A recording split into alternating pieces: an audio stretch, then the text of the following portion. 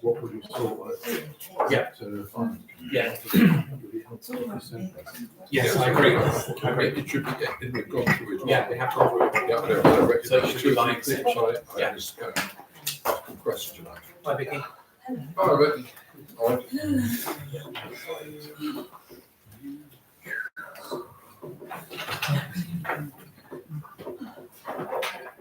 Are you feeling better now? Thank you. Good. I think everyone's getting all sorts of Oh, gosh, yes. Yeah, not nice. Problem?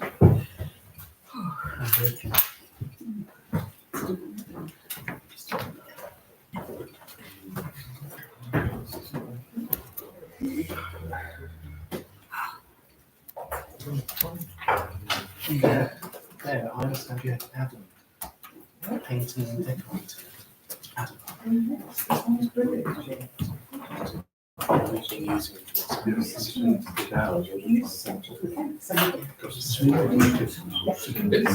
Yes. What's the sort of this one? Place on the beach. Yeah, just finished with this too. So anything else to be? Good evening, councillors and members of the public and police officers. Welcome this evening to Sandwich Town Council's ordinary meeting of the council, Monday the 23rd of December 2024. I apologise that this meeting is sort of just a day or two before Christmas, and in future we will try to make sure of any festivities or holiday times that the meeting is perhaps brought a week forward, just in case any of you need to jet off to somewhere warm and sunny, perhaps. But thank you very much for all attending. That's very kind of you. Item number 1 is the chair's opening remarks, and I've only got a few, you'll be glad to hear. So first of all, I'd just like to say a big thank you to all of the councillors for all the hard work over the past year. It's been a very busy, hectic year.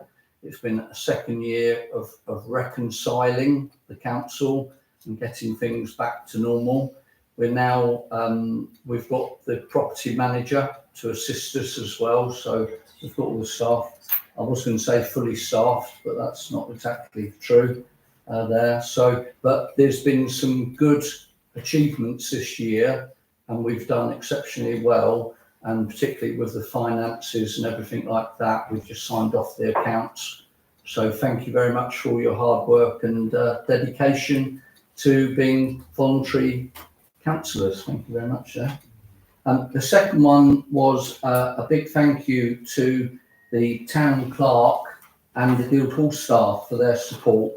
As I said, with the events that took place this year, with it being Speakers' Year as well, we've really been inundated with civic events, and I think the town clerk and the staff, considering they're not actually events trained staff, did an absolutely fantastic job, and I'm really grateful to yourself and the Guildhall staff, Jill. So thank you very much from the mayor and the councillors as well. Thirdly, I'd like to say some more thank yous to Christina Glynn for her filming of the meetings for the past, I can't remember exactly how long it is now, about, is that 3 years? Is it probably about 3 years now? So, but I just want to say a big thank you to Christina for doing the filming.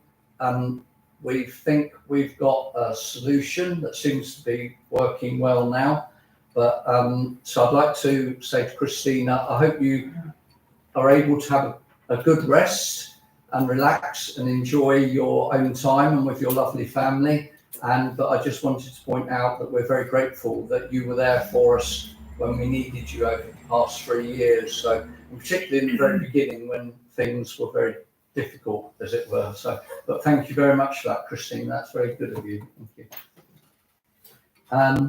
And last year, I just wanted to point out something several councillors have said to me, is this last year, we've spent a lot of time working on policies and internal matters. And perhaps we've reconciled, hopefully after nearly 2 years, perhaps we've reconciled the council enough, built up everything internally, and perhaps in the new year 2025 onwards, perhaps we can actually start to look at looking outwardly, externally. Now we're set up, we've got very strong foundations, we've got a good administration, financially we're doing very well as well, and perhaps next year we can look at actually providing improved services to the members of the public. And some of our manifesto policies that we all came in on in 2023, perhaps we can move forward undertaking services and improvements to the public. And of course, I won't mention it too much, but there is a great possibility that something bigger is coming our way where we will be taking on extra services. I'm talking about the devolution white paper, which we will be looking into at a later date. So, but we'll keep you up to date on those. And I think that is all my comments today, actually. So thank you very much for listening to me. So item number 2 is apologies for absence received. Please, Town Clerk. Thank you, Mr. Mayor. Councillor Daniel Carter has a personal commitment. Councillor Gray, personal commitment. Councillor Breen, a travel commitment. And Councillor Marie, a family commitment. And we also have apologies this evening from Councillor Sue Chandler of Kent County Council. Thank you very much for that. So, item number 3 is declarations of interest. This is to receive any declarations of disclosable pecuniary interest from members in respect of the business to be transacted on the agenda tonight. Do we have any items of interest then? That's a nil return. Thank you, Town Clerk. Item number 4 is the minutes of the full council meeting and committees. Item number 1 is to approve the minutes of the full council of STC held on the 25th of November 24, and to consider any matters arising from those minutes not covered elsewhere in this agenda. As attachment number 1, we do have a request from Christina Glynn to do with specifically 11.24.4, which omits to mention Councillor Gray's report or his comments relating to STC obtaining legal advice concerning the questions that were raised in October. And this is in relation to confidentiality. So I'm proposing, thank you, Town Clerk, I'm proposing that is an amendment to the minutes, that Christina Glynn's comments are raised in that item, if that's okay. Were there any other matters to raise on the minutes? No, that's fine. Did I have a proposer? Thank you very much. And a seconder. So that's Councillor Franklin and Councillor Pennington. All those in favour, please show with your lovely green cards. And I think that's a full house on that one. Thank you very much, councillors. The second one is to receive and approve the schedule of payment. No, it isn't. It's to receive the minutes of the planning meeting held on the 11th of November 2024. And this is attachment number 2. Councillor Chuka, did I'd like you to have? propose that we accept those minutes. Okay, thank you very much. Councillor Fortescue, stand up. Yes, please. I think there's a mistake under F. The proposed works and materials are not in keeping. I think it's just a typo. Oh, right, I see. Oh, I see. Oh, that's Sorry, Councillor Fortescue, which Item F. item F, I think Thank it you. was. What time are those minutes? Yes. I've moved them around. Yes, I found it. Thank you. Sorry about that. That's all right. No, I found it. Well, that's good. Yep. So could we vote on that, please? All those in favour of the planning minutes, please show. So that is everybody apart from Councillor Tomlin's one abstention. Thank you very much. The next item is to receive the minutes of the Finance and General Purposes Committee meeting held on the 20th of November 2024, and this is attachment number 3. Do we have any queries or questions on this paper? If not, I'd like a proposer and seconder. Councillor Chukat and Councillor Pennington, and all those in favour, please show. And that looks like everybody there. Thank you very much, councillors. That's passed. And finally, to receive the minutes of the Monks Wall Nature Reserve Committee held on the 25th of September 2024, and this is attachment 4. Any queries on that one? No? And Martin Pennington's proposing. And could I have a seconder? That's Councillor Mallet. And all those in favour, please show. Oh, yeah, I wasn't here either. 1, 2, 5. No, yes, 5 abstentions. 5 abstentions. Nice. Thank you. That item is passed. Thank you very much. Item number 5 is the payment schedules, and 5A is to receive and we'll do 5A, 5B and 5C together, unless anybody has any questions or queries on those. Councillor Ripley.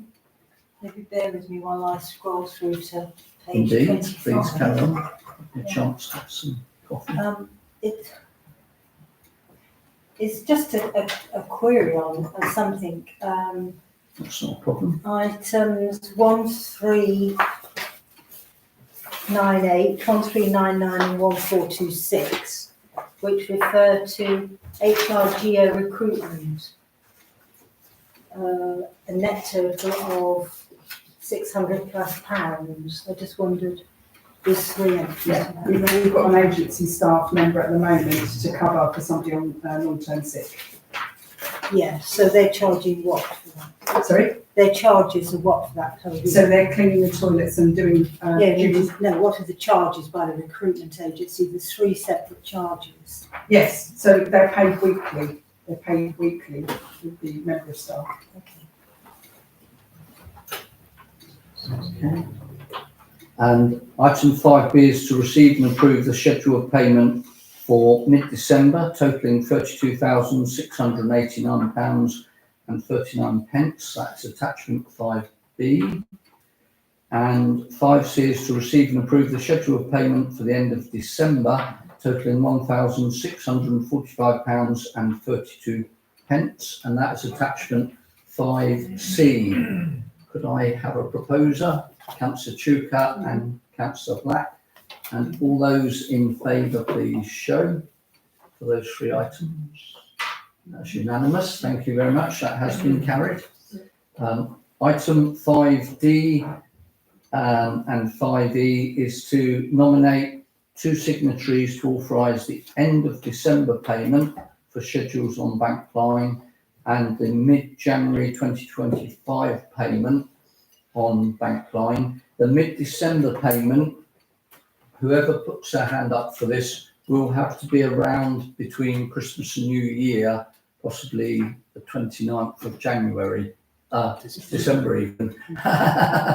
So I'm time travelling here. So I will put myself forward. I'm not going to the Bahamas this year, so, as I didn't last year. And Councillor Franklin, and you will be available between Christmas and New Year. Not popping up to Christmas Day, I'll be in London Christmas Day. Not popping up to Belgium. So that's Councillor Carter and Councillor Franklin. Could I have a show of cards to say that's approved, please? Okay, thank you very much. That's carried. Thank you, councillors. Item number 6 is, item number 5 even. We've done 5. Oh yeah, we've done that. Sorry, big one. Sorry. Item number 6 is public participation, and this is a 20-minute session. Is set aside for members of the public to make representations at the meeting in respect of business on the agenda and other matters if time permits. Individual representation should not exceed 5 minutes. Written notice of the desire to exercise the right to speak together with the topic to be addressed must be given to the town clerk prior to noon on the day of the meeting. Do we have any public speakers? Oh, sorry. Yeah. Christine Quinn, would you like to raise it best? Just there would be nice if that's okay. And this will be filling in on the point that was raised earlier. I'm speaking this evening in relation to agenda item 4, attachment 1, the minutes of November STC meeting, specifically STC 11/24/4, which is not an accurate record of Councillor Gray's comments in relation to my October public participation speech about the criteria used for determining confidentiality and exclusion of the public. STC had resolved for Councillor Gray to look into my concerns. In the November full council meeting, Councillor Gray explained that he had followed up the issues and written a report that he had given to the town clerk and the mayor. He added that the town clerk was now seeking legal advice and that it was hoped the town clerk will bring the matter back to the council meeting in December. Councillor Gray also raised a point of order referencing Standing Order 513D, which states that speaker notes are to be attached to minutes if provided, pointing out that my speaker notes had not been attached to the draft minutes despite having been given to the town clerk. It was noted that my speaker notes should be attached to the final minutes for October when published. So what's the problem in December? Well, agenda item 4, attachment 1, STC 11/24/4, the draft minutes for the November STC meeting. 1, omit to mention Councillor Gray's report on my concerns that was provided to the town clerk and the mayor. 2, they omit to mention that STC are obtaining legal advice. And 3, the point of order raised by Councillor Gray concerning speaker notes, referring specifically to my October speaker notes, has been recorded as relating to November public speakers instead. Further, the final minutes have since been published to the STC website without my speaker notes attached, and the matter has not been returned to the December meeting agenda. In fact, in terms of record keeping, it appears to have vanished altogether. I hereby request that the November minutes be corrected, and I would like to know how and when the council plans to respond to my concerns raised in October. Further, I would like to see my speaker notes attached to the October final minutes per Standing Order 513D and not simply posted alongside the minutes as has been done with some other speaker notes. Thank you very much. Thank you very much for that. So what I can say is obviously an apology that the speaker notes were not attached, and they will be to the minutes of this meeting, so those will be attached, and also Councillor Gray's report, of course, so because that's not confidential, is it? So basically that's Councillor Gray's report was shared with me and you, and I have sought legal advice, which I haven't got an answer to yet, so I can't provide an answer until I get the legal clarification, but that is all in progress. Do you have an idea of the timeline? I'm sorry, I don't. It will be in the new year, but I can't tell you because of Christmas holidays. Yeah. But I can also tell the council that the town clerk did get some costings for the legal action to begin with, and the initial costing that we got was we could have bought a small hatchback car for the same cost as that. So we went back out to get additional costings, and that is what has actually delayed this because of this legal costing. First of all, we did, the town clerk took advice from NAUC to make sure of that, and then also from DDC, so that there wasn't any cost to the council to answer this question. So the town clerk has worked very hard on this, but then we decided we would have to get costings from a legal representative, and it was just eye-boggling the costs that they came back with. I don't know if it's a QC or somebody that had been approached, but so we went out for additional costings, and we do have now somebody who's able to do this for a, well, I say a reasonable sum. It's not reasonable to a normal working chap like myself, but and so that is in progress with that legal company, but obviously the legal company have already closed down for Christmas, and we haven't had our answer back from them, so we can't actually give an exact date. I don't know how long legal chambers closed down for. I don't know if anybody knows. Do they? Legal To a chambers. barrister, has it, or to a solicitor? I think it's a solicitor. Yeah, Barrister. so they will be open again in the new year. Oh, So I super. can't give you an exact date, An because obviously I exact don't know what their working what the workload is at the moment. Yeah. But it is all in progress. Yeah. Thank you very much. Item number 7, we've got a verbal report from our Dover District Councillors on matters only relating to Sandwich. Councillor Morehouse, would you have a report for us, please? Yeah, thank you, Mr. Mayor. Apologies, my voice is not very good. Firstly, there is a parking strategy survey being carried out by DDC. It opened on Friday and closes on the 19th of January. So encourage people to have an input on that. With regards to 57 New Street, I've had no updates from DDC. I advised the planning committee meeting, the last one we held here 2 weeks ago, that I had given planning officers a full timeline of communication between an unnamed resident and the former planning enforcement officer. And I have received no response to that whatsoever. There's very little point in chasing that up at the moment, but I will make sure that there's an email in their inbox on their return on the 2nd of January. Likewise with the Events Safety Advisory Group, because the meeting that was due to be held in December clearly hasn't gone ahead, or if it has, the outcome of that has not been communicated. And finally, with regards to the land grab between 9 Smockville Lane, which is part of the Montague Place development off Winsborough Road, and 28 St Bart's Road, specifically where the resident of 9 Smockville Lane had decided to extend their garden, and it was communicated to me that there had been a loss of a wildlife corridor as a result of that. So I received a response to that this week, much sooner than I anticipated actually. The planning enforcement team have carried out investigations into the alleged breach of planning control at 9 Smockville Lane, Sandwich, Kent, and have determined that there has been a breach of planning control. The landowner has been given the opportunity to submit a planning application in relation to the movement of the fencing, but to date, no application has been forthcoming.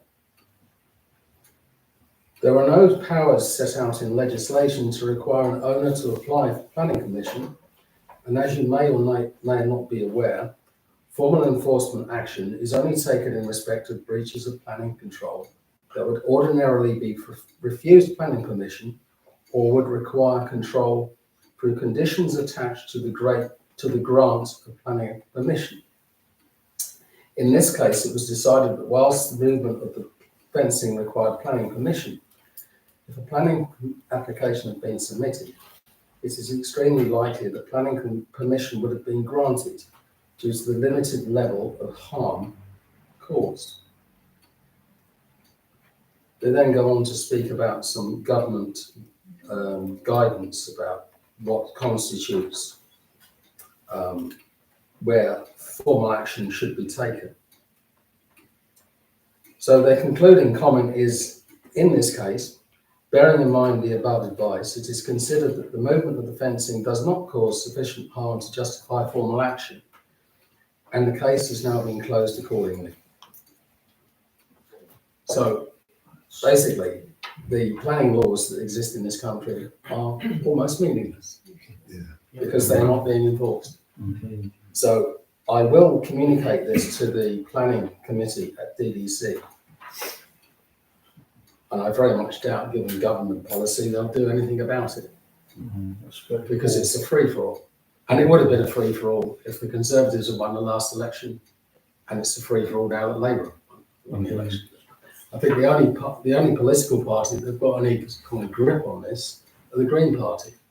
Indeed. Could I ask you, Councillor Morehouse, that extension of the land, number 9, is that across? So is that across the actual footpath, which is a public right of way? No, It's not. no. Oh, okay, then otherwise we would have powers under the Town and Country Act. So, okay then. Well, that's one that I will bring up. There is a planning meeting where we're meeting the head of planning and a couple of other people from DDC early in January. So I will add that to my very long list of queries and questions with meeting with DDC. But I do find that a very poor response. I don't know if you can relay that back to say that we feel rather let down that there's no form of power to make that change at all. Because obviously with all of these development sites, including the one in Dover Road in the nursery there, Kumar Nursery, similar there is a corridor, a wildlife corridor, which has been planted out, and hopefully nobody is moving into that corridor. So it's most important to maintain these conditions. So, Councillor Tuker, did you have a query? Yeah, I just had one point to make around the parking survey. Of course, the car park at the rear of Guildhall, we have a vested interest in that in the sense that we own it. So any changes in DDC policy around charging and other aspects, I've looked at the survey. Whilst we can do it individually, I think we should be presenting an STC view as well, if only focused on those elements that impact the revenue that comes from that car park. That's a very good point. Plus also it expands to things like blue badge holders, etc. So we should have a council view, because we know we've got some issues raised about that car park and blue badge holders. Yeah. So we should be feeding in a council view, not just individuals. Exactly. Thank you for that. Councillor Morehouse? Could I just ask, how would you propose to organise That's that? the question. Yes. So what I would suggest is, first of all, if you could for us, is make that representation to DDC and then take their advice, because we can have that conversation within the council meeting, then present our views. So we need to know the channel. It shouldn't be the online survey as far as I'm concerned. No, indeed. But I would encourage as many people as possible. I've actually undertaken the parking survey myself as a private resident of Sandwich, and so in truth, I found it very limiting. It didn't give an awful lot of choice as to what you could request or say. I believe it was just to say whether you agree or disagree or what have you like that. But at the very end, there is a text box, and I put about half a page of A4 in it, and it didn't seem to have any limit. So I suggest, if those of you that are able to, if you could get on there and request that. And tonight was a classic example, because of course outside the council chamber tonight we had cars sounding their horns, getting frustrated because of parking on W line with single bands, which means, you know, you're not even allowed to unload or load apart from the loading bay, and people are still parking there when they shouldn't be. So, and that's not been addressed, so we need that addressed. So thank you very much for your report, Councillor Morehouse. Very kind of you, thank you there. Item number 8 is the verbal report from Porton Haven Commission. We haven't got to that. we haven't got to that yet, sorry, Councillor Fortescue, yeah, just coming there, thank you very much for that. Item number 8 is a verbal report from our Kent County Councillor on matters relating to Sandwich. Did Councillor Chandler leave a written report for us at all? No, so, but what she did say is she will be providing one in the new year. Okay, oh, super, okay, thank you very much. I should have asked her at church last night, so. Item number 9 is a report from the local police representative for Sandwich. This is to receive a report from the local police representative if they're available, not on shift. Could I have one or both of our police representatives to come forward? Thank you very much. Where's it best one to? Yeah, either can really. Either one, right? Yeah. Oh, sure. Would you like to? That's it. Address the council, please. Thank you very much for coming this evening. I'm very grateful for you to both be here. So. So I just thought I'd give you all a bit of an update from the last time that I was here. We've got a new Chief Inspector at Dover Police Station. She has just passed her interview, so she'll be staying with us for at least 2 years, I believe, which will obviously massively assist us with the structuring within the new neighbourhood role. She has a transferee from the Metropolitan Police, so she's new to Kent Police, but she's very welcomed. And we have got almost all of our staff now, so that means that I will now be Sandwich and East Stream will be the areas that I cover for the Dover district. For this month, if I then move on to for this month, the figures and things. So obviously this is just to today's date. Sandwich and the Woodnesborough district have received 83 calls in total, and 23 of those were immediate calls. And as I say, that's just for this first 3 weeks of the month. Just to talk through a couple of those calls. One was for a peaceful protest, which I'm sure a few of you are aware that at the Discovery site, there's been a few protests there over the last year or so. And there was a peaceful protest at the beginning of the month.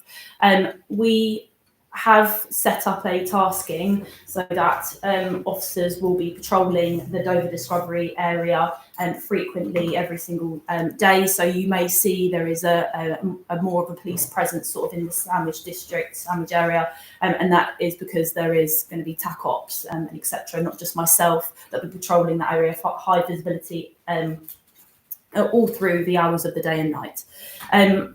And just on that, there has been a report of a potential vehicle meet that had happened at the service station. Officers did deploy to that, but vehicles weren't there. I did reattend at a later date and obtain registrations of those vehicles just so that we've got those as part of intel gathering. But there is a new power that is currently going through at the moment. It hasn't been actually accepted and confirmed that we will be using it yet, but there is talk that at the moment, when we have vehicles that are being driven in an antisocial manner, we have a power to give the driver a section 59 warning. And there is going to be a new power that's changing so that officers have the power to seize vehicles without giving that warning. First of all, if we believe that they're being driven in an antisocial manner, which will obviously massively help us out, because I know that there is reported issues, particularly in the summer months, of sort of antisocial vehicle driving. But with that increased presence of officers doing Discovery Park area, that might have deterred people from using that as a site to park up and acting in an antisocial manner. Another call that we've had is that there has been a female that frequents Sandwich. She's recently been arrested following defrauding a victim out of a substantial amount of money. And I know that I've mentioned on my previous newsletter at the end of November that December will be the drink drive and drug drive campaign to sort of tackle and target those people that are putting us at risk on the roads. This month, there's been a couple of static road checks. So one I put out on the My Community Voice broadcast at the beginning of the month. Local policing team 3, they did a static road check just a little bit out of Sandwich, but obviously those vehicles are still going to be travelling through the town potentially. They stopped a number of vehicles. They completed a number of roadside breath tests with drivers. And they did have one vehicle make off from them, which they managed to stop a few metres down the road, and that person was arrested for drug driving. We did another static road check on Woodness Road and stopping every single vehicle that was exiting the town. We stopped a number of vehicles and conducted roadside breath tests with the drivers. This resulted in one tour for no insurance and because they were displaying their number plate incorrectly. One vehicle did make off from us, unfortunately, but the vehicle was stopped a few days later, and the driver was arrested for a number of drug driving offences, possession of an offensive weapon, and didn't have a licence or insurance. There was also a report of a road traffic collision on Foxborough Hill a couple of days ago, which I attended. One vehicle had fled the scene prior to our arrival, but through inquiries, I was able to identify where that vehicle was, a local property. It had substantial damage. I don't know how they managed to get it back. And I managed to locate the driver and arrest him for drink driving, as well as other offences that he's been charged with whilst he's been in custody. So that is everything so far. There is also there may be an increase in officers just attending Sandwich anyway. We're doing a few licensing checks as well with the local pubs. So we have a survey that we fill out with the people that are working in the public house, and then that feeds back automatically to the licensing team. So if there are any issues, then they're obviously aware and they can obviously take that up with the pub. And we've also had a rebranding of the Ask Angela campaign. Is everyone aware of that? Yeah. So I've been handing out posters for the staff to have, and also for them to be putting up into their toilets, so that the public are aware that that is a scheme that the pubs are aware of and running in Sandwich to make people super. safe. That's good. So yeah, that's everything. Were you prepared to just take a couple of questions? I can, yes, yeah, that's fine. Councillor I wondered if you could explain about the additional policing at Discovery Park with regard to the demonstrations that are taking place there. Yeah. So it's just to have, the tasking is that just have high visibility patrolling or patrolling around the Discovery Park area. So the through roads, so around Ramsgate Road and that area, and just note down if there's anything, stop any vehicles or any people or anything that's potentially could be suspicious. That's the sort of thing. In what sense are these demonstrations or demonstrators suspicious? There has been significant damage in the past at those sites, and so people are under investigation for significant damage at some of the sites there.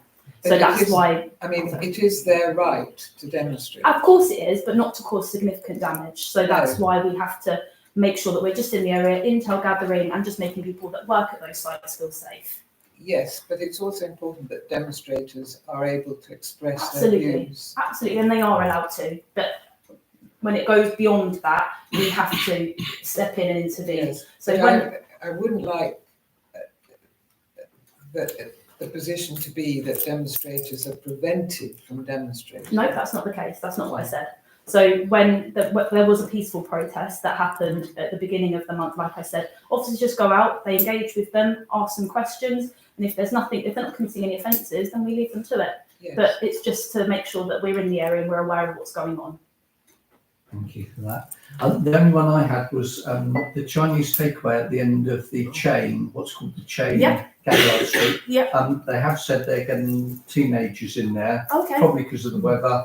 They're coming in, they're not buying any food, but they're just sort of lingering around and larking around in there. Yeah. And it's just the owner just said he did feel a bit intimidated. So I just wondered if you could just show your faces there occasionally. Yeah. It's probably because it's cold and they've got a nice warm seating area in there. But if you could just show your faces just so that in case they need any support. Is that of an evening time? Yeah, of an evening. Yeah, I believe it was yesterday evening. Was a Oh right, problem, okay. So not like after school time or anything like that. No, It's just no, in it the seems evenings. to be Okay. early evenings or what have you. But they just mentioned that they're having teenagers coming in, not purchasing anything, but larking around and just causing a nuisance. So that'd be good if you could just stick your head in the door. That'd be lovely. Thank Perfect, you. no problem. Are there any other questions? Or no, that's Yeah, there is a question. Oh, Councillor Pennington, sorry. Yeah, sorry, this isn't a question, it's more a question for the town clerk. I tried to find Lauren's number on the council website and I wasn't able to. I don't know whether it's because I was stupid or has it not been put? So we don't share your actual mobile number. Your email, no, but we can't share PC Lauren's phone number. Okay. I do have that obviously, but no, we don't share that with the public. Yes, that's correct. Yeah, that's fine. Okay. Thank you very much, Councillor Pennington. Thank you very much for all your hard work and efforts throughout the year, and I wish you and your colleague a peaceful and quiet Christmas. They use the Q word. Jinx us. Thank you very much. Thank you. That's Thank you. very Merry kind of Christmas, you. everybody. Don't mind, I'm going to. Oh no, yeah, you push off. Yeah, the rest of us will be quite boring. Push off. That's very kind of you. Cheerio now. Goodbye. And item number 10, updates from councillors. This is to receive and note verbal updates from councillors on meetings that they have attended as nominated representatives of the council. And I believe Councillor Fortescue is first. Surely not. Please stand and address the chamber. Thank you. Right, well, I attended the last Bolton Haven Commission meeting on the 5th of December 2024. The first item, major item to discuss were reeds downriver from the toll bridge, which apparently are the responsibility of the owner to keep in check. But there's some uncertainty as to who actually owns the riverbank, whether it's the developer of Willowbank, I think they're called McGurk, or a company called Ramac. There's a new Port Marine Safety Code, which really is really addresses large harbours like Dover, for instance, but aspects of that Port Marine Safety Code will have to be taken on board by the Port Haven Commission. Councillors will remember that there are cables under the Stour by the toll bridge, and there are two sets of cables. One set of cables relates to the traffic lights on the bridge. The other set are fibre optic cables owned by Openreach, and they were put down by Openreach. The problem is that at low tides, because the cables have become somewhat dislodged, they're just lying on the riverbed. They could catch propellers of boats, and also, of course, they could get damaged. Well, we've established that the riverbed is actually owned by the Crown Estate, and the Environment Agency is also involved.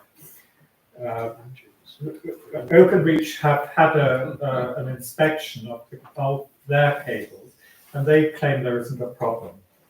The matter hasn't really been resolved yet, but anyway, there's a potential problem there.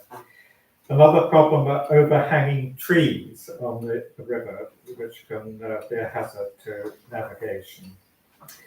Pollution is a big issue in rivers throughout the UK, and the Port Haven Commission is responsible for overseeing the river from the bypass to the river mouth. At the moment, there's no one agency responsible for the river, upriver from the bypass, but there's a proposal to establish a new river trust to perform that role. Well, there's going to be a meeting on the 13th of January next year with representatives from the Environment Agency to discuss pollution in the river. There's a continuing problem of boat owners who fail to pay their harbour dues, which are £95 a year, so they're a relatively modest fee. But a number of boat owners, at the last meeting anyway, still had their fee outstanding. They're going to be threatened with legal action if they don't pay up.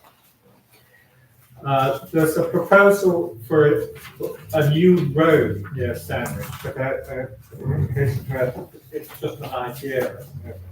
But I thought councillors might like to be informed of this potential project. If you go out of Sandwich from the toll bridge, as you know, you come to a small roundabout.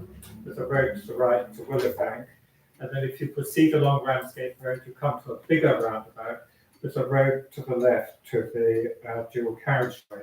Well, the proposal is at that roundabout to have, if you're coming out of Sandwich, a road to the right, which would skirt the Stoner Lake and then cross the river by a new bridge and proceed to the lodge at Prince's Golf Course. And the objective is to provide vehicular access to Prince's Golf Course and Royal St George's Golf Course without going through Sandwich. Obviously, the Port Haven Commission is just concerned about a bridge because there might be problems about boats using the river if a new bridge is constructed. Finally, the Port Haven Commission would like to have a slot at the next public meeting arranged by Sandwich Town Council, just so that we can communicate our exciting activities to. Did you have a name of the speaker that may be addressing the council? Yourself? No, I think it'd probably be a change. Oh, okay then. Probably the same. That's it for the next, Okay. next week. They want to book a public site, if that's okay. Thank you very much for that, Councillor Fortescue. And I believe the reason for the new road is probably because apparently it's been the date for the next open in Sandwich has been announced, hasn't it? So that road is in planning for the next open that should happen in Sandwich. I think I had Councillor Chuka and then Councillor Franklin. Thank you. Councillor Chuka. I've got 3 things to report on, but in terms of the cabling across the bed of the river, it might be worth checking with KCC, because we had the toll bridge impacted for about 7 or 8 months this year, and that was to decommission the use of cables and to install a Wi-Fi enabled system for the traffic lights in the key area.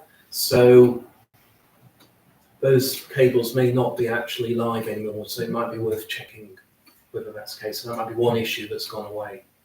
Okay. Just 3 things I've been involved in the last month. So I attended the DDC Town and Parish Council's annual meeting with the Mayor, which provided us the opportunity to hear from DDC officers on matters that impact town councils and parish councils. Such exciting subjects as planning, waste and street cleansing, and an overview of the DDC budget.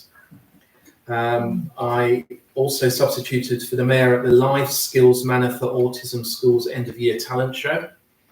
And I've been invited back in the new year to discuss how the school might join up with the town council on voluntary activities.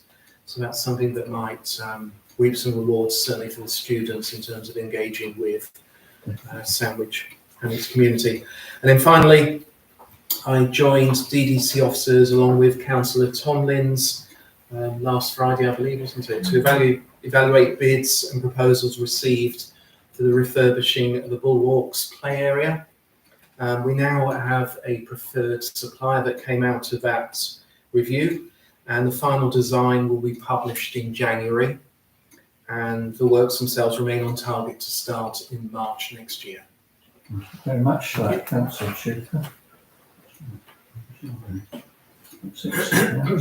I think Councillor Franklin was next, and then Councillor Black, if you don't mind. I heard through the grapevine, next open 2028 will be at St George's, and it's 33 that the Princes want it, but because of the road access, they'll only get it to get this new road through. That's correct. Because they don't like going all the way down through the bay. That's correct. No, that's correct. Yeah, that's right.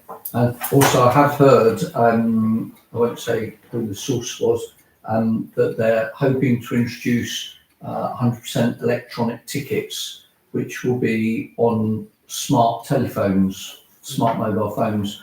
And so there is quite a strong possibility that there will be an ability for people to actually get a pass out, in other words, come out of the golf courses into the town in future, because of this ability to have a smartphone QR code or whatever it is that they're proposing. So I am going to propose, in all due course or whenever, that we write to the Royal and Ancient and ask them if that could be put in place for the next open, so that we do have the ability for visitors to come into our town during the daytime when the golf's on. So that'd be very useful there. I think Councillor Black's next. So. Thank you. Had another meeting of the Community Rail Partnership at the beginning of this month. The key highlights are that they're developing some new ticket machines which will be allegedly a bit more user-friendly at all the stations, and there'll be a plan to roll that out. I think that's something that certainly some disabled people have found very difficult to use. The other things are that next year it's Railway 200, which is the 200th anniversary of the Stockton to Darlington Railway. There is going to be an exhibition train, not hauled by Locomotion number 1, And I don't think we'll be doing an awful lot of stopping because we haven't got a siding or anything to put it in. But there is an exhibition train going round. I haven't got any details on that yet. They made some changes to Network Rail. I did ask them about the level crossings meeting. They say, well, they're waiting for the town council. Chloe tells me that she's waiting for them. So it's somewhere in between. But I have been pushing both her and Network Rail to say, come on, let's get this moving. But I think we may also need to get the police involved because they report incidents to the police control room, and they were the ones that didn't necessarily communicate much further than that. So Chloe is working on it, but I don't know yet how she's managed to do it. Does Sandwich want to adopt a station? A lot of stations in Southeastern have been adopted by local communities. I'm not quite sure what it entails, but it could be something that we may want to do. And it allows more volunteer work there on things like gardens and so on. And the final thing is that someone seems to be offering to get small planters for us. So I know you were involved in getting some Southeastern funding for that. But I'll try to pursue that and see if Sandwich and Bloom could welcome some more planters. I think there's a voluntary group equivalent of a sort of a community shed that's been building them and putting them in at other stations. That's great. Thank you very much for that, Councillor Black. And yes, I can update you on that. I believe the ones in Deal, the planters in Deal Station, when I entered Sandwich for Sandwich in Southeastern, which was their equivalent of Sandwich in Bloom, Deal, I think it was Deal Rotary Club, built some planters and put them there, and I think they said that they would do those from other stations. So another little bit of news I have was based on what you've just recited, is that I met what I thought was the area manager who covers Sandwich as well as Ramsgate, Broadstairs and Margate, and amazingly I met him at a St Paul's concert down in New Romney. And when I met him down there, his father is a councillor down there, but he said that he had been taken off of being area manager for Sandwich, and now Sandwich actually comes under the area manager for Dover, a chap called Josh Rowe. And so I immediately got in touch with the new manager for Sandwich, who operates the opposite way. So he operates Dover, Warmous, Martin Mill and Sandwich, and he is very, very eager to work with myself and councillors to try and improve and upkeep Sandwich Station. And he said that he would be trying to get funding so that we can put in a number of measures in the station as improvements for the station there, including improved maintenance and painting and what have you there, so which is quite good. And then if I may continue, if nobody else is speaking, I also went to a couple of events. I went to one event which was at Sandwich Technology School to do with their AGM, and I realised that just as information for yourselves, that not only the head teacher, Tracy Savage, is standing down, she stood down at the end of term now. Also the chair of governors had stood down as well. But quite luckily, they have got an interim head teacher who used to be the deputy head teacher there, and he's an excellent gentleman and manager, and so the school will be in good hands under him. And I also assisted with having a new chair of governors installed. So that's about 2 weeks ago for the technology school. So there's a new management structure for the technology school.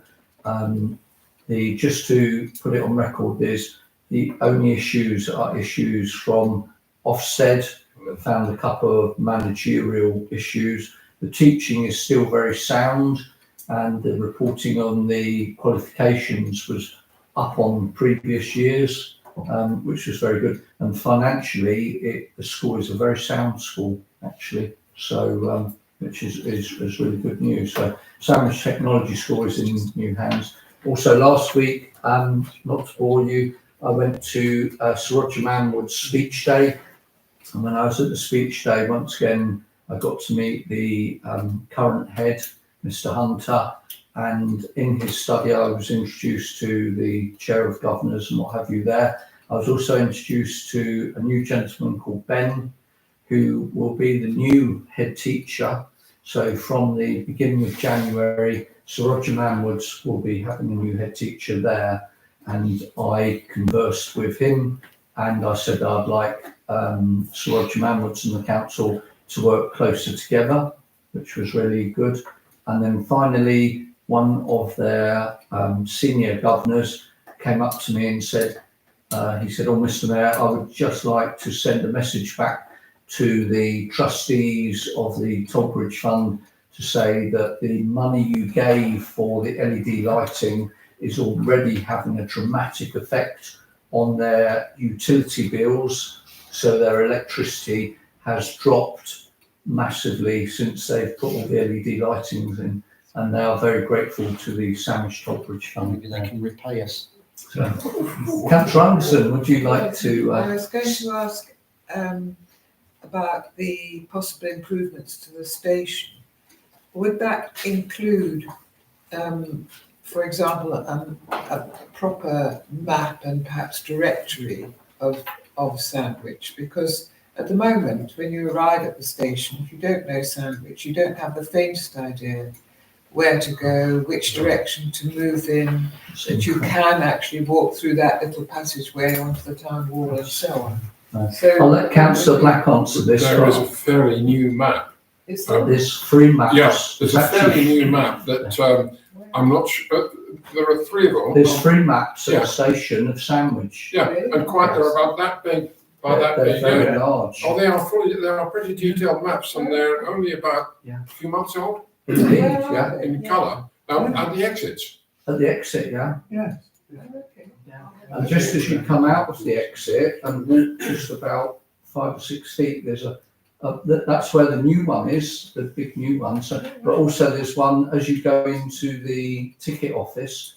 There's also one on the wall there as well. But there's actually 3 maps. There's actually 3 maps. Okay, super. That's good.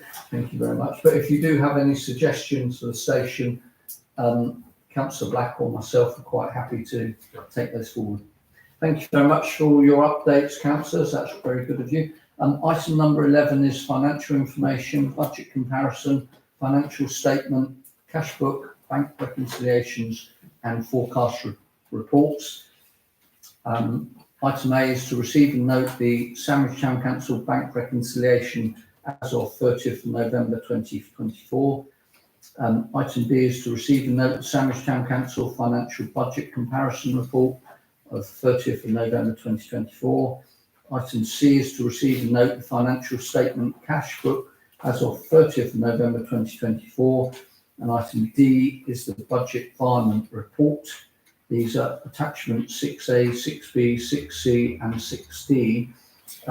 I propose taking these on block unless anybody has any particular queries on any of these items.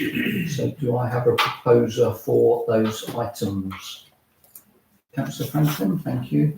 And Councillor Wiles is seconding. All those in favour of these items, please show.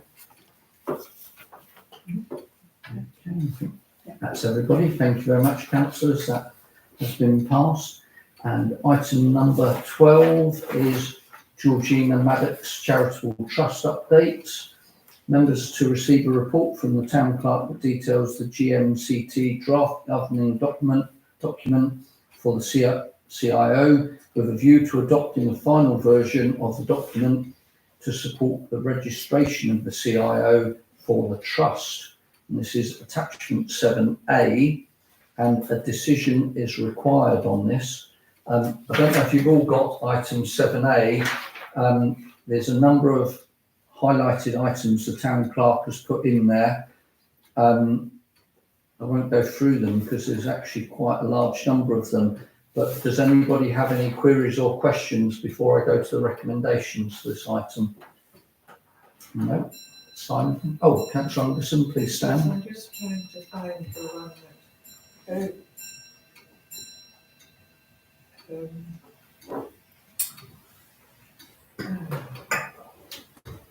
there was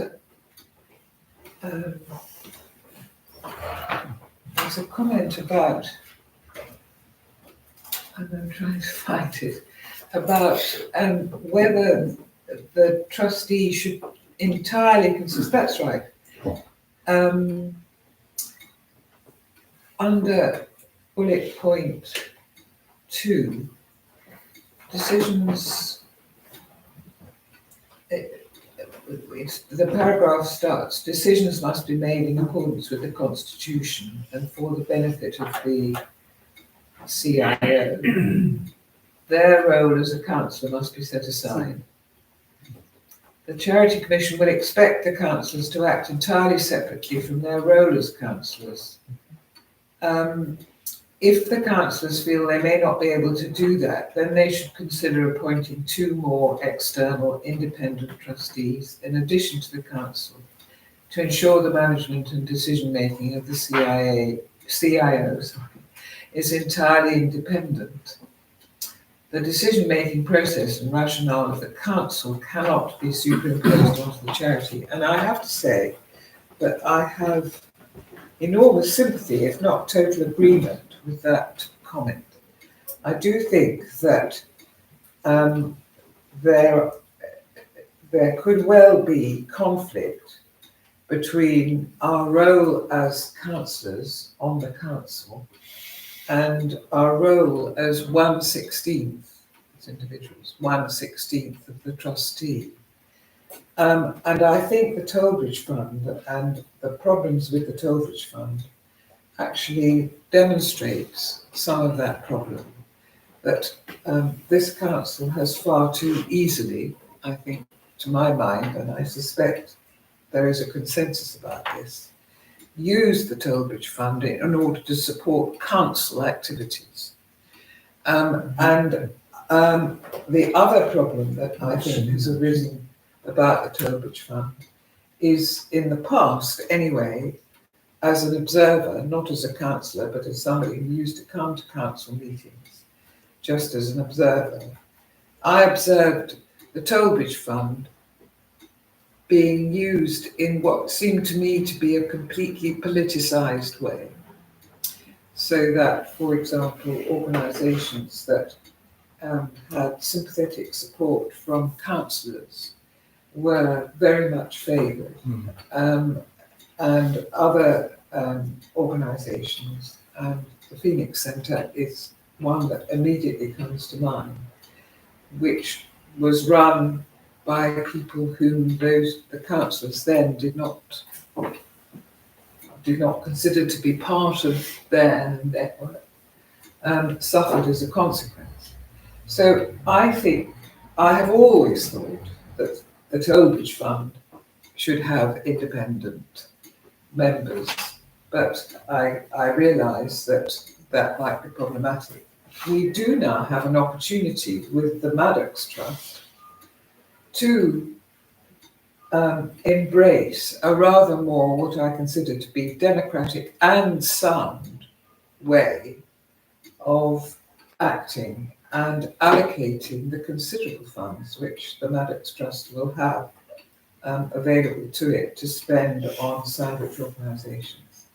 And so I would be very, very pleased if this council would consider the possibility. I would embrace 2, I would actually be keen to have more than 2 independent members of the trustee, and I think, depending who they are, of course, and there would have to be an appointments process and so on, but there are well-established ways of doing that. I think that the independent expertise would be extremely useful. Thank you for that. I was just wondering, Councillor Anderson, could you actually send in to myself or the town clerk these issues that you've raised, because from whilst I've been mayor, as far as I know, the grants have always been given out based on just what the trustees believe is the correct. But I grants. observed in the past problems. I mean, I don't. Would you be able to detail those to me so that I can follow up on that, because I have no knowledge of this at all. The only time I have knowledge of an issue, which shows my reasonably good memory, was when in the previous administration, somebody who didn't declare their interest did make a very large grant to an organisation from which they did have an interest in, but that was in the previous administration. Yes, I'm talking about the previous administration. I'm not- Oh gosh, That's what I'm talking about. Oh. But there is, I just want to say that demonstrates that there is a risk inherent in the council and individual councillors being the only people making judgments. I mean, we can't assume that, you know, we're all people of probity, I think, all collected here, but that need not be the case in the future, and there is a risk. I was going to say, I don't really agree with your, because to be politicised, you'd have to have a majority group, as we did it with the previous administration. And with this administration, we've got a very mixed number of. I'm not talking about this administration. I mean, we're talking about But establishing. what's happened in the past, we can't make a change on that, can I'm we? saying So, that.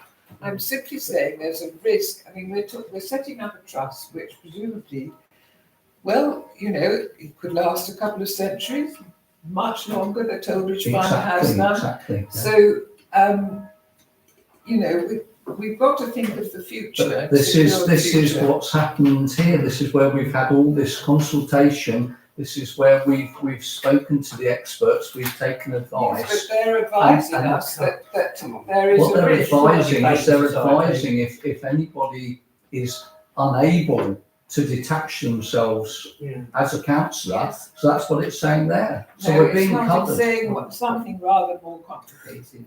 It's saying if the councillors feel they may not be able to do that, and I think we do have to consider that, then they should consider appointing 2 more external independent trustees in addition to the council to ensure the management and decision-making of the CIO is entirely independent. And I entirely agree with that comment. Well, you can vote. That would be your Yes. prerogative to vote on that. Yes. So, Councillor Would you Wiles, like to could you stand and speak, please? Yes. And then Councillor Franklin. I'm much happier with this document. It includes the other good causes It does. clause, which I was keen to be It included, does. Yeah, thank because you. otherwise we're restricted only to local organisations. Exactly. So I'm happy with that. I think the quorum should be 9 going Indeed. forward. Oh, Just a pedantic point, all the way through the document, the possessive pronoun its has a rogue apostrophe in. So it's, right. it is, It is, that should of be course, deleted that's all the right. way through. So, Thank you very much. that was it, I think. Thank you very much. Councillor Franklin, and then I mean, when we get this new charity up and the new management, I think that, I'm not quite sure, I was at the thing that it'd be like the Tollbridge Fund, that the management would do a recommendation to the full town council, so they then would agree.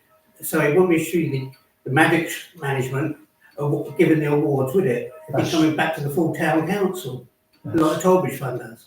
I think it would be. So they can be I think completely it's- separate, no, because they'd be doing their own awards. It's completely separate from the Yes. council. Oh, okay. Yeah. That's right. That's why I was trying to say to Yeah. Councillor Anderson that we're No, not I agree, it should just be councillors. councillors. It's not the council that's No. doing it. No. It is a completely separate entity. When I ran the youth club, I used to, even when I was a councillor, I used to get councillors to speak on my behalf, but I always declared an interest, so I never actually voted on anything with the youth club. And what Exactly. killed the youth club was COVID, it wasn't me. They had such money going out, there's nothing coming in. No, So that's what killed youth club. indeed, I believe. Yeah. Thank you very much for that, Councillor Franklin. I think it's Councillor Pennington and Councillor Chuka, please. Thank you. I have considerable sympathy with what Councillor Angerson has spelt out in terms of the risks inherent in the council being, or the 16 councillors being the trustees. What I'm not clear about is how the proposed solution of having two so-called independent trustees, which implies that councillors wouldn't necessarily be independent, would affect the situation. What is the check and balance on the behaviour of trustees who were also councillors is that the councillors are elected. And if there were significant pressure to use the funds against the priorities of the Mannix Foundation, there would always be the possibility of the citizens of Sandwich to vote them down.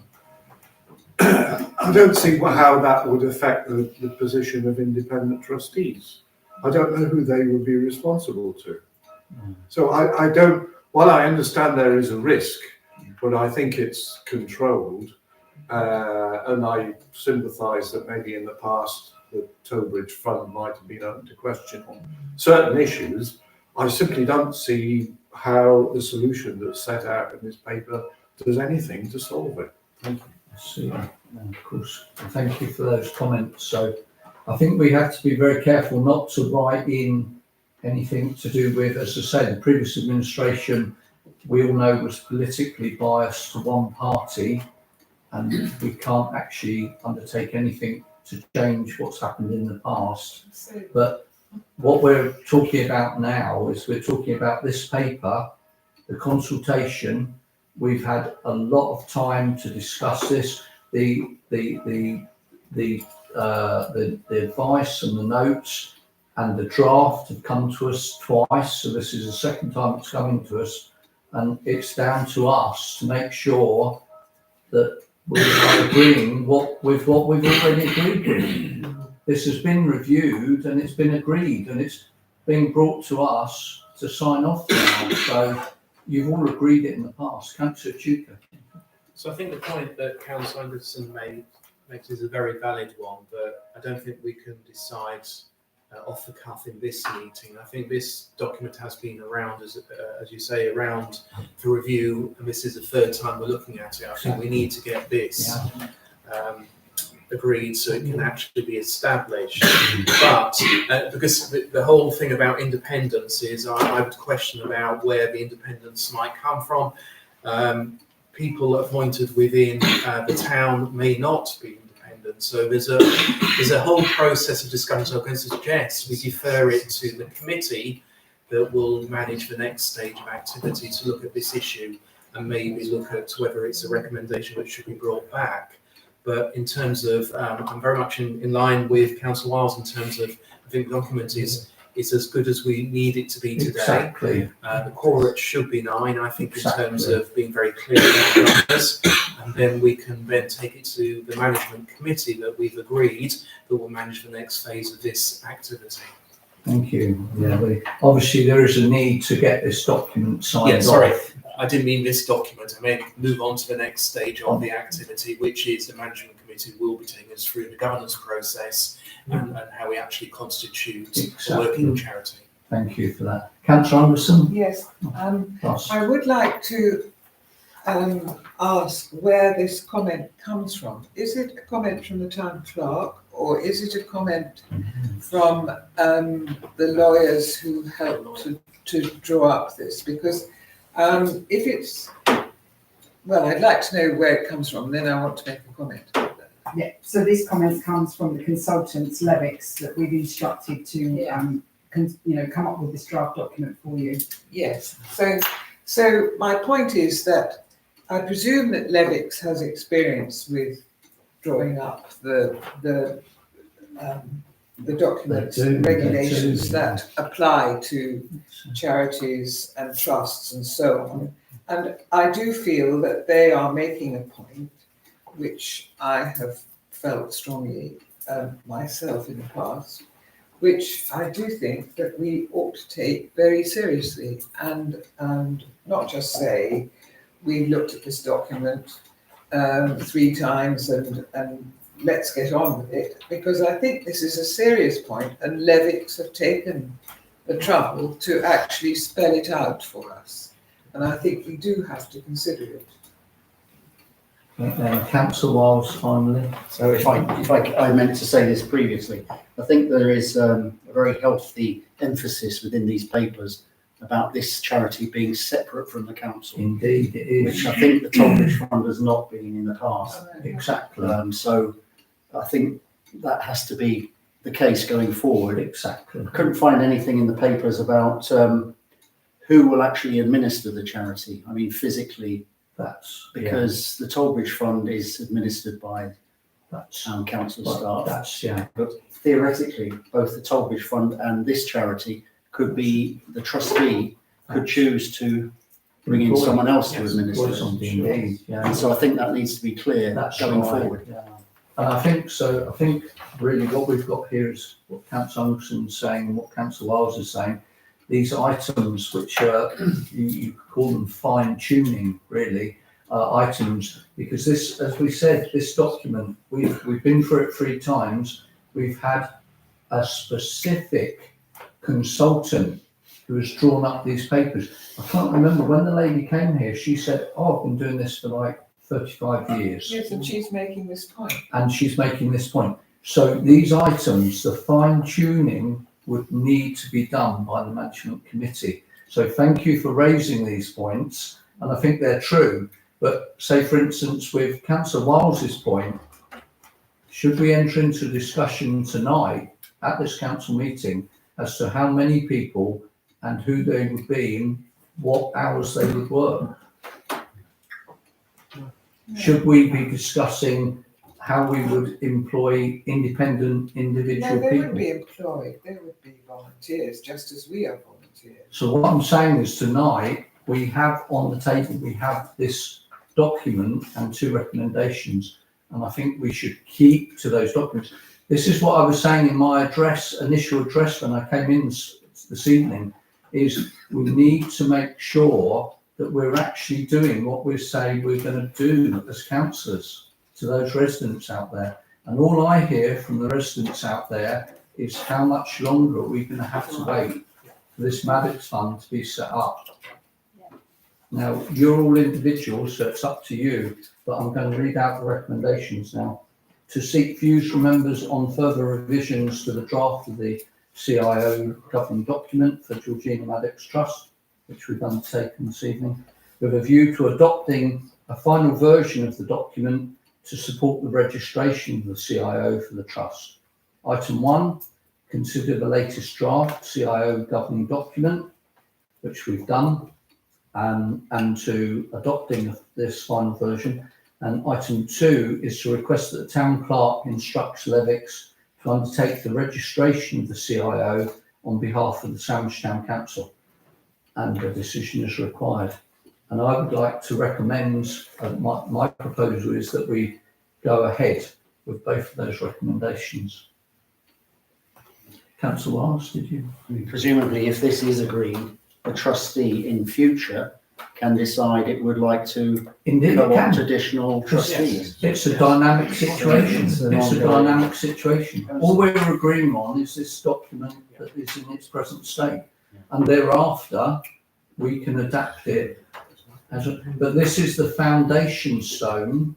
This is the foundation stone to the CIO being set up. Now, it's up to you what you want to do tonight, whether you want to delay, defer, undertake more discussion, what have you, Councillor Franklin? Oh, thank you very much. And Councillor Mallett. Yes, very briefly, my view is to get on with it on the proviso that we've got 2 years as us as a council to fine tune as necessary. Because certainly I do agree with Councillor Alliston's comments. And I've been just looking up at the Sandwich United Charity as an example of where it can go wrong. Yes. Indeed, thank you for that. So it's being proposed and seconded by myself and Councillor Franklin, to accept the two recommendations. So on that basis, anybody that would support that proposal seconding, please show now. That's two abstentions, that's Fortescue and Alderson. Thank you very much. That item is passed. Could I just ask, Ms Mayor, though, have we determined what is quorums? Oh, beg your pardon. Sorry, yes, a very good point. Thank you very much. We have got registered as 9 being the quorum number. Yeah. So, thank you. Sorry, apologies for not placing it. Item B, members to receive a report from the town clerk that details the additional dividend income received from the executors for the estate of the late Miss Georgina Maddox. And the report is to be noted. I believe this was this an email, was it? Yes. So this is an update from the executors at Williamson and Barnes, further correspondence, and yes, attachment appendix 1. And you'll see that there have been further dividend income received by the estate, which does belong to Sandwich Town Council. That has been. That's it. So that is attachment 7B, has Williamson Barnes letterhead on the front, and it has the amount coming in on the rear. It is just to be brought to your attention and to be noted. So I'm quite happy to propose noting it. Councillor Wiles is seconding noting it. All those in favour of noting the additional income, please show. That is everybody. Thank you very much. That item has been passed. And item C, members to receive a report from the town clerk that details the proposed schedule of investment from EFG Harris Allday for the portfolio based on the medium risk income strategy. Members are at liberty to debate and propose feedback with comments. So, and hopefully you've read this. This is attachment 7C. I thought it was actually a very good proposal, and I was very happy with it in its current state. But I'll open the floor for discussions. Councillor Duke, would you please stand? Yes, so one of the options offered is to have a meeting with EFG Harris, and I think we should, because when I looked in the details, so two things jumped out to me. I mean, the investments will increase once the house property sale is completed, in terms of how we use that amount of money. But within what's proposed here, first of all, the estimated yield is 3.94%. That isn't overwhelming necessarily. Also, there are a couple of investment lines within that have got zero investment income projected, which why would we be investing in something that they expect will not give us a yield? So it's understanding those items and the overall portfolio. So I would suggest we should have a meeting in the new year with them to work through this. Super, thank you very much for that. Indeed, yeah, that's not a problem at all. Very good points for that one there. So yeah, we'd have to arrange a meeting. Yep. Councillor Anderson? Yes, I was just going to, I'd also noticed this zero income, which seemed a bit strange. 2 points really. One is that obviously once the sale of the property goes through, there'll be a considerable addition. And do we think it's appropriate? I mean, I have not the faintest idea whether this is the appropriate breakdown between non-equity and equity. Sort of mainly government bonds on the one hand and shares on the other.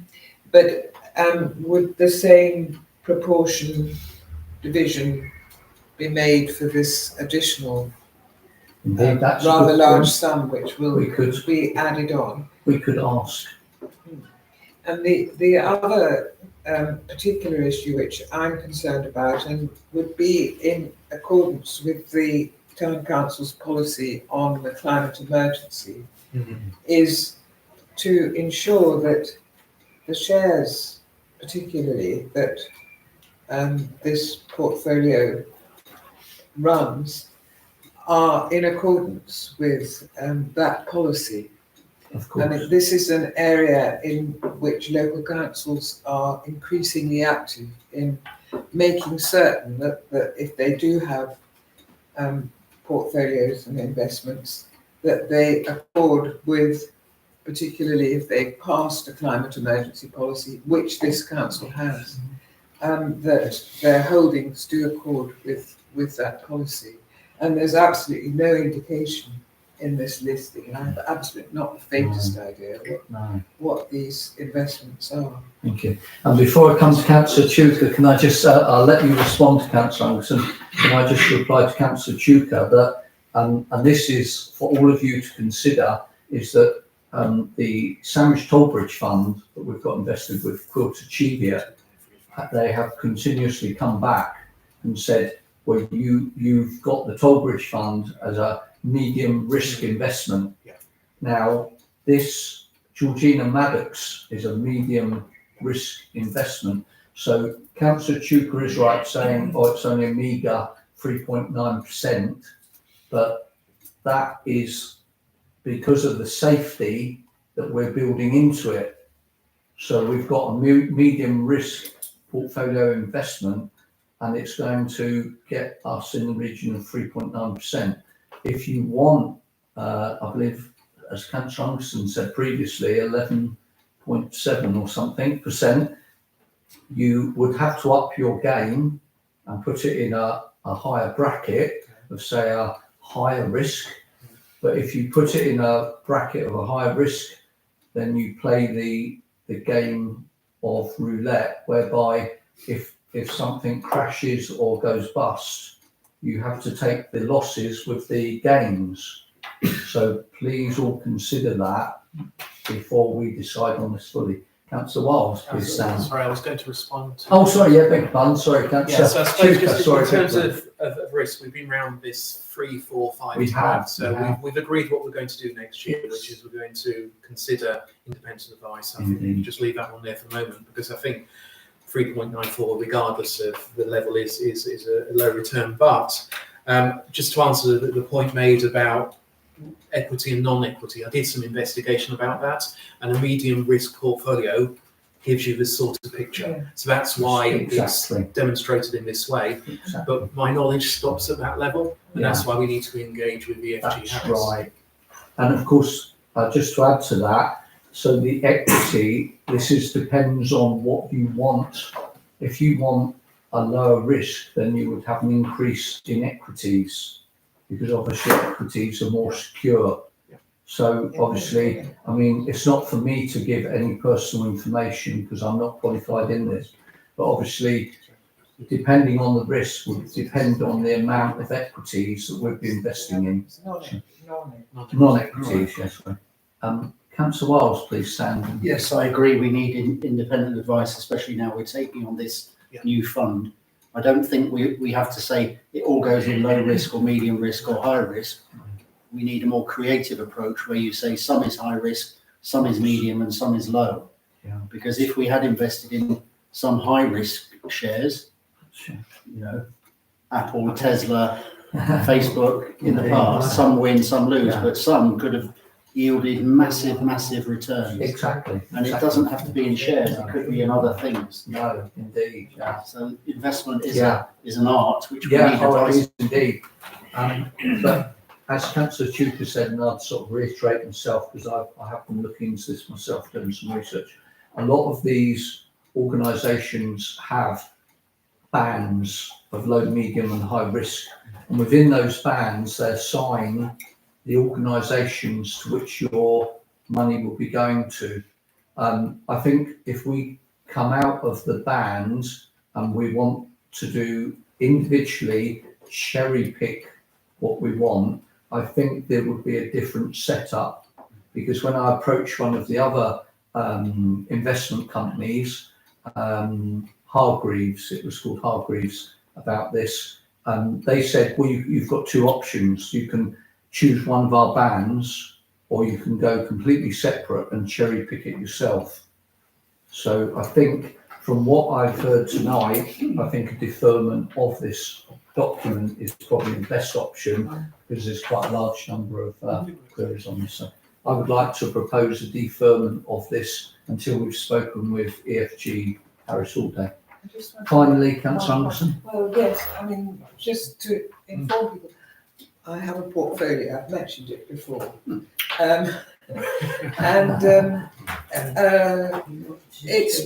It is a mixture. I've got some very high risk things in it, very high risk, because I'm constantly told they do extremely well, and they are all ethical. I've cleared out all my mother's unethical things, and they're all ethical investments, but very high risk. But I've also got some very low risk things in there, so that all balances out into medium risk. So medium risk can be a broad brush, but it's the average that applies. Thank you for that. Thank you for that. So I'm proposing that we defer this matter until we speak with Harris Allday. Do I have a seconder for that recommendation? Thank you, Councillor Black. And all those in favour? Okay, thank you. That is carried. Thank you very much. And item number 13 is the donkey paddock notice board. Members to consider a report from the town clerk and RFO that seeks agreement. So requesting approval to move £1,000 from the 2024 non-ring fenced general operating fund balance to the donkey paddock expenditure budget to purchase a notice board for the site. This is attachment number 8 and a decision is required on this.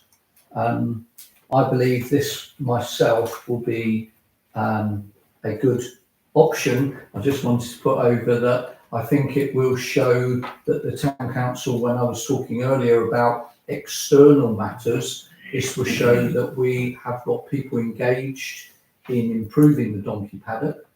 This will show what is happening in future with the donkey paddock, and it will show that Sandwich Town Council is managing its assets very carefully. So I think this is an outward external example of what the council should be doing, and I'd be quite happy for it to go ahead. Councillor Chuka, please, and then Councillor. First of all, a practical question, because it quotes a figure excluding VAT. As a council, will we only pay that figure in the end, or do we have to pay the VAT? We can reclaim the VAT. So that's one thing to know. So it's £800 as opposed to £1,000. That's it. The project started in 2022. There's still a lot more to do, but notice board is a very outward way of communicating with the community what it's about. So I think that's really important. But what I would want to ask is that there is a caveat that whatever the design and content is, that comes back to the council before it's produced, because there may be some aspects that we want to make sure are tuned appropriately, rather than just saying here's the money and go away and do it, because there's no detail of what's included. Yeah, of course that would go ahead. So, I think Councillor Morehouse and Councillor Wiles, please. As a member of the committee, I should not vote on this. Are you declaring an interest? I'll declare an interest. Okay, thank you for that. So, I think it's Councillor Wiles, then Councillor Anderson. Yeah, I'm fully in favour of this, but I'm assuming SCCG will do the actual updating of the notice board. Indeed, they will. Not the council. Not us, not the council, that's correct. But they will let us have drafts of what's going on there so that we know what's going on there. There's nothing controversial or anything that would undermine the council's property, as it were. Councillor Anderson, please. Yes, there is a notice board. It's by the little chapel on the cemetery, close by. And I walked by it this morning, and there's nothing on it. There is one notice which is upside down. It's fallen down, and can we not just persuade Dover District Council that it's an absolutely useless notice board that they put up there, and just get it? Thank you. That would save a lot of money. Indeed, Councillor, that. Thank you for that, Councillor. I have asked Councillor Morehouse to look into that, because you are 100% correct. There's nothing been put on there since it went up, It's upside down. and it's upside down. And they didn't approach Sandwich Town Council to actually put that in place. So I did ask Councillor Morehouse to look into. I don't know where he's got with it. I've fed back on this in the past. Yeah. Indeed. It's replacing it's replacing an existing board that was sitting there before. Yeah. I don't like the design. I think it's completely inappropriate in front of a Victorian chapel. But we're stuck with it. Could we not just get it? Can we just steal it? Gorilla. It looks exactly like. I think it's the property of Dover District Council, so. Just get them to give it to them. I don't know, Councillor Morehouse, would there be any possibility of us procuring it? No. Well, that's the answer. Thank you. Councillor Franklin. Yeah, I think it's a very good idea, but I don't think early, because that fencing, does that come under us? Because that fencing, you know, by the pavement, it's not very good, it's chain link fencing, isn't it? And I think it might be more important to us to replace the fencing and then put the notice board up. Because it's, that ground is about at least a metre lower, isn't it, than the pavement? I do know, I can reply to that, Councillor Franklin. The group in question, the conservation group, I attended one of their meetings, and they have got plans to replace that fencing with post and rail fencing there, because as you say, the very old rusted chain link fencing and the poles that are leaning over do look very unsightly. But one of the meetings I went to, I was told, and I believe it was Nicky Warden said, "Oh, Paul, we've got plans to put post and rail fencing along there." So that will be changed. Was it Councillor Wiles? Was it? Can I propose we agree? Yes. Indeed, yeah, thank you. And I'd like to second that. So all those in favour? Thank you. That's been passed. Thank you very much. Item 13, Community Caretaker Scheme. Members to consider a report from the Town Clerk, who has been approached by Dover District Council to seek the Town Council's decision in principle for taking over the operation of the Community Caretaker Shed and Scheme. It's attachment number 9.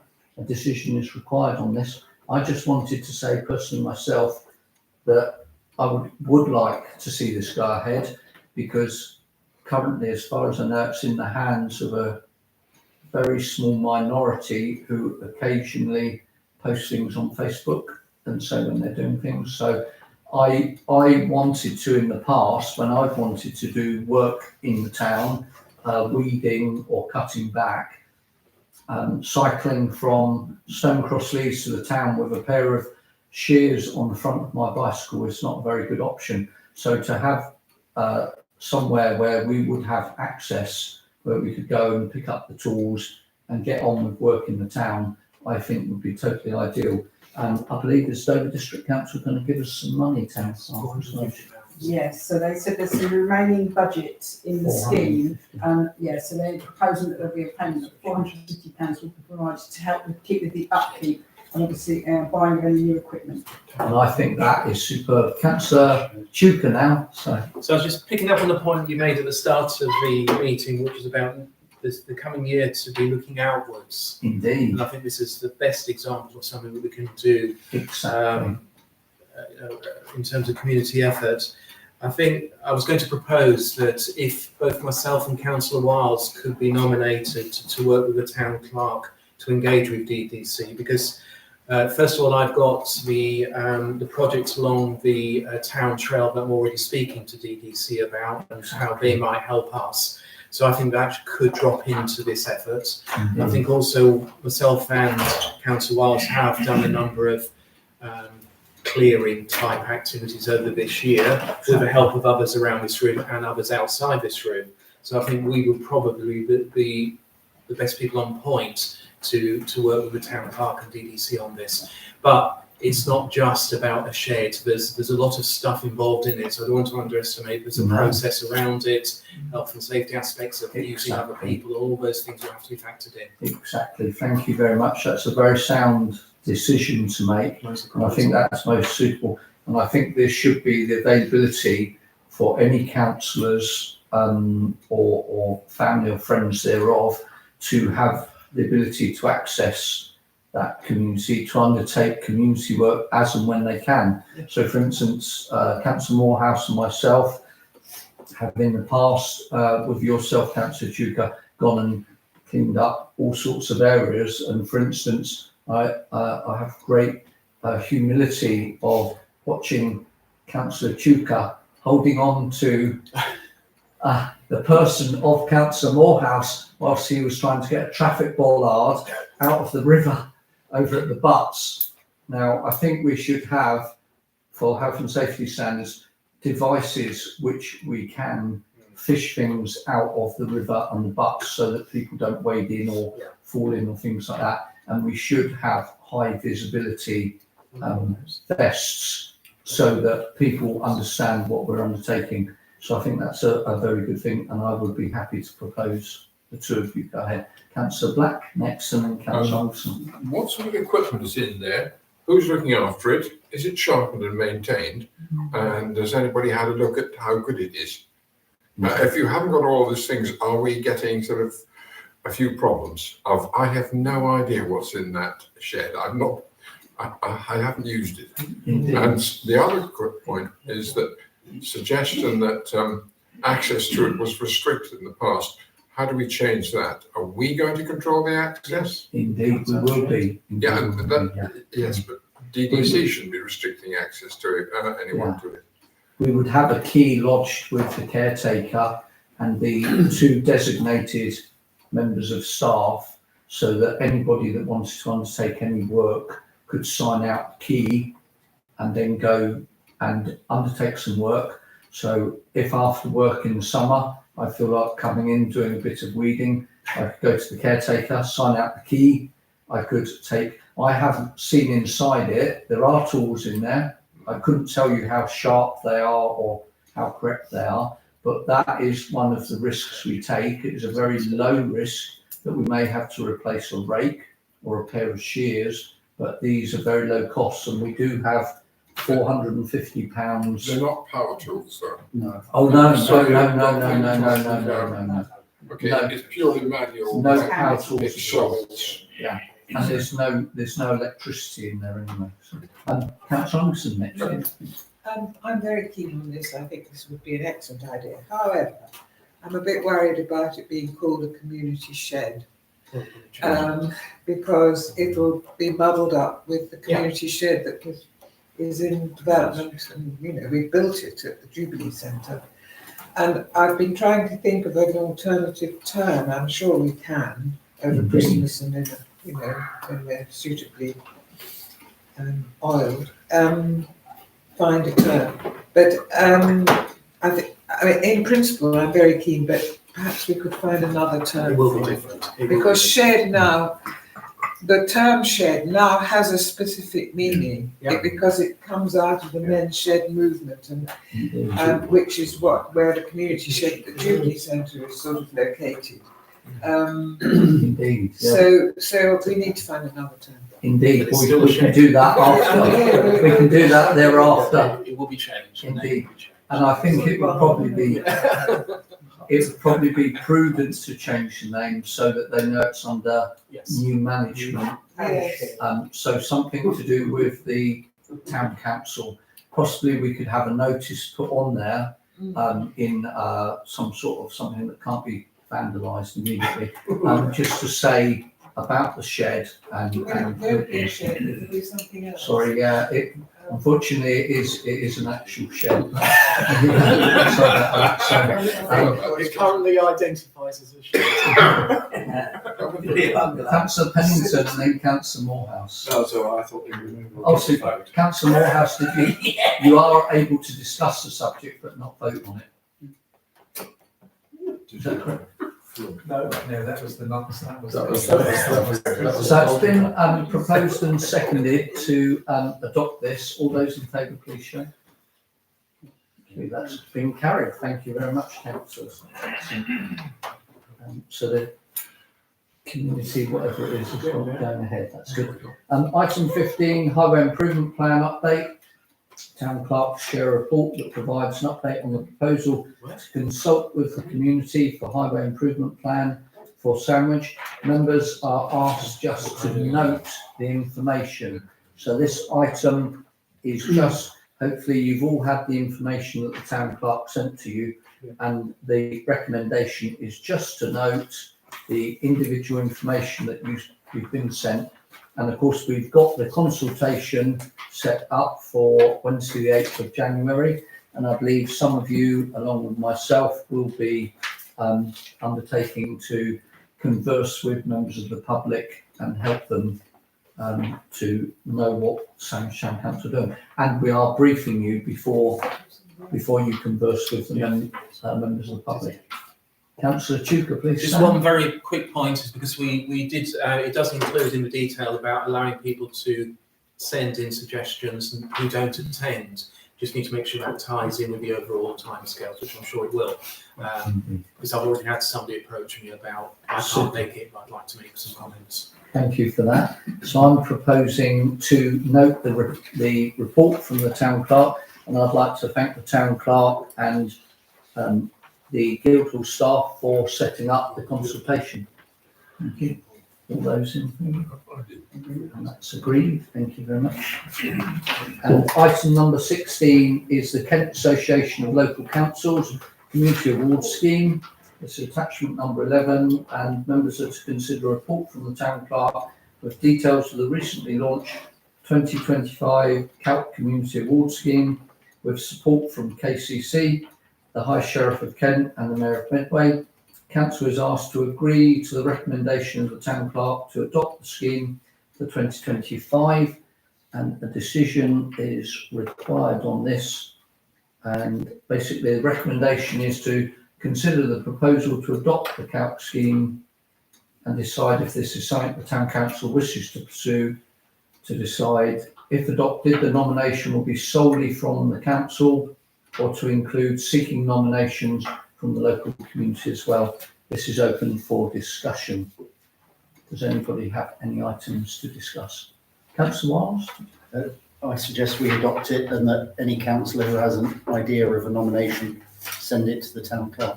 Thank you very much. So there's the proposal. Councillor Morehouse? Second. Okay. And all those in favour, please show. Looks like that's been agreed. Oh, is that one abstention? One abstention from Councillor Chuka. Thank you very much. And item number 17 is Public Spaces Protection Order reviewed by DVC. And this is, so the DVC are working on proposals to renew the Public Spaces Protection Order that relates to dogs and ASB, as this is due to expire in July 2025. This council is invited to comment and suggest any areas they wish to be considered for addition, or if any of the current areas should be removed. The deadline for comments is amazingly Wednesday, the 8th of January. There will be a full consultation to follow, where there will be a formal opportunity to comment on proposals. So this will be open for discussion. I just wanted to say that I think that due to the high levels of antisocial behaviour that we do have in the town centre area, that I do think we should be reviewing the areas such as the co-op car park. I believe the skateboard park is already under the order, but I would suggest that that is raised as well for these antisocial areas that are under consideration. Do we have some more? Councillor Black first. Yeah, I actually corresponded with the town clerk about, because I could see nothing at all, and he pointed me to a paragraph, but that only says public spaces, doesn't it? Indeed. It's quite specific. That implies owned by the various councils. No. So what's a public space then? Yeah. Churchyards. Churchyards. Well, it isn't clear. Sorry. Yeah, any areas, car parks, churchyards, But then the co-op will be covered. railway station. It's for dogs or drinking. I don't believe it is currently. Councillor Chuka? So I don't think it will necessarily directly impact antisocial behaviour unless somebody's been drinking. So this is focused on two aspects. Dogs and the treatment of them either on leads or not being allowed in certain spaces, or it's about consumption of alcohol. Yeah. In terms of public place. If you go further into the detail, the actual map is of the Dover district. It's the whole district. Yeah, it's the whole district. So it gives an officer the right on the street, on the Guildhall forecourt, That's etc. If somebody's under the influence of alcohol to be dealt with. So I was going to propose those that are listed currently for Sandwich are taken forward into the consultation, so none of them are removed. Indeed. I personally don't have any others to add in terms of the use of dogs or the ownership of dogs or alcohol. Indeed. Could I suggest that councillors, if you aren't sure tonight of what other areas you would like included, either from the aspect of the dogs or the alcohol, which Councillor Chupler has been telling you about, perhaps if everybody could email into the town clerk by, say, would you need 48 hours to get them across? Yes, so Wednesday, it says by Monday the 6th. By Monday the 6th of January, if you could have any other areas designated.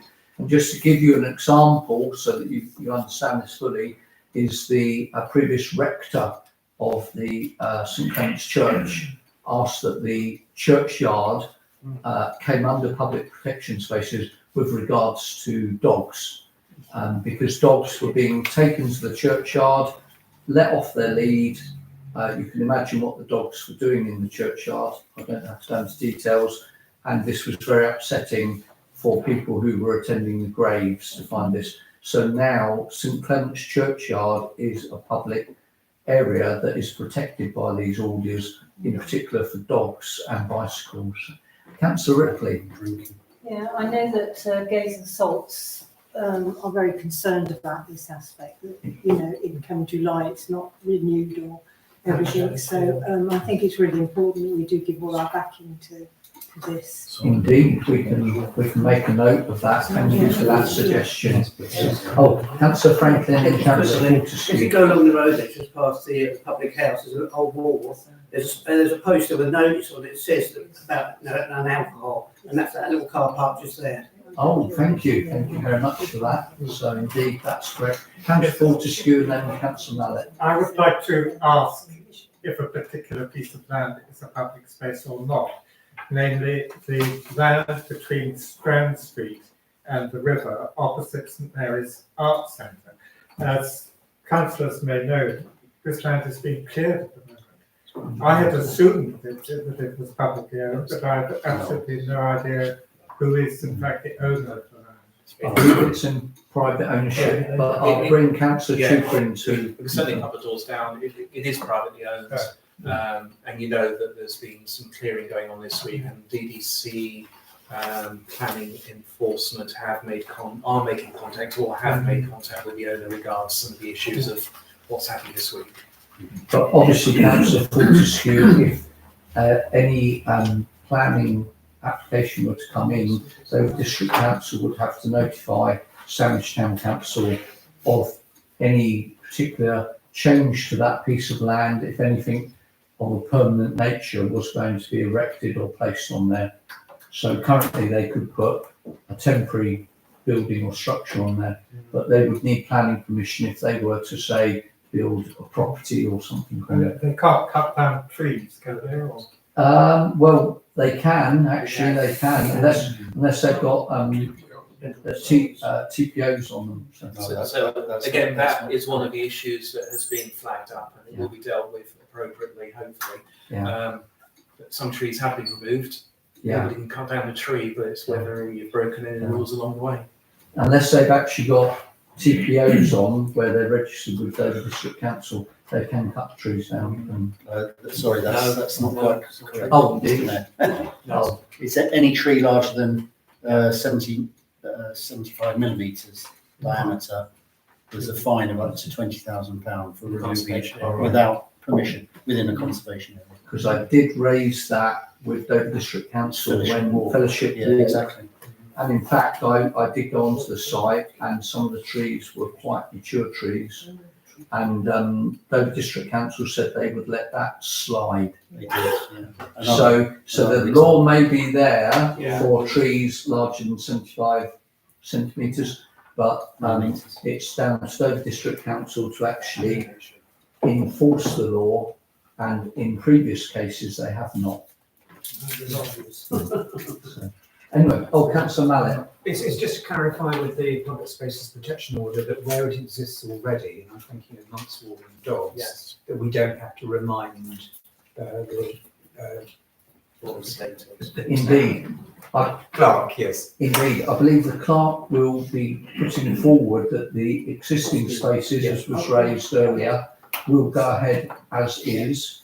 And then anybody that gets in touch with the town clerk by the 6th of January with an additional area, and even if it duplicates it, it will be sent forward, because we need to make sure that we get all the areas that we wish to be covered by these orders. So to make sure that they are. So don't worry if you're duplicating something that's already on the list. When it's sent through to Dover District Council, it will be checked. And as I did say, there will be a full consultation in due course. But they're just looking for those initial areas to be reviewed and send an officer out to check them. Councillor Anderson. Yes, just to inform the council, I'm looking now at the list of areas in the Dover District Council that are designated in Sandwich for one of these orders, and there are 3: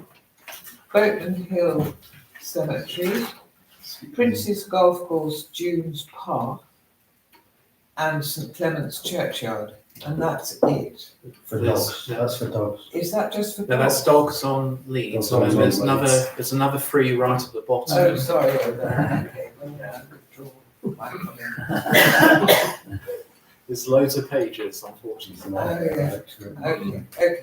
I'll take it all back. Thank you very much, Councillor Anderson, for detailing that. That's excellent there. So as Councillor Anderson said, the details are online on Dover District Council, or the town clerk can advise if you need them. So with that, I'd like to recommend that we take that forward, that the town clerk takes forward the current places, public protection spaces, and that any future ones are put forward by members of this council by the 6th of January are taken forward to Dover District Council. Did I have a second for that? Councillor Franklin, thank you. All those in favour? Thank you. And that's unanimous. Thank you. That's been carried as well. So, and then item number 18 is date of the next full council meeting is Monday the 27th of January 2025 at 7 p.m. And it just leaves me to say 2 things. One thing is at the Mayor's discretion, there is some refreshments within the Mayor's Parlour, which you're all welcome. And the second thing that I'd just like to say to you is I hope you have a very peaceful and relaxing Christmas with yourself and your families. Thank you very much. And I close the meeting.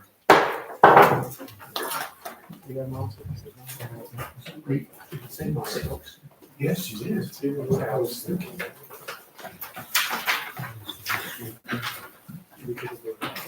Stream.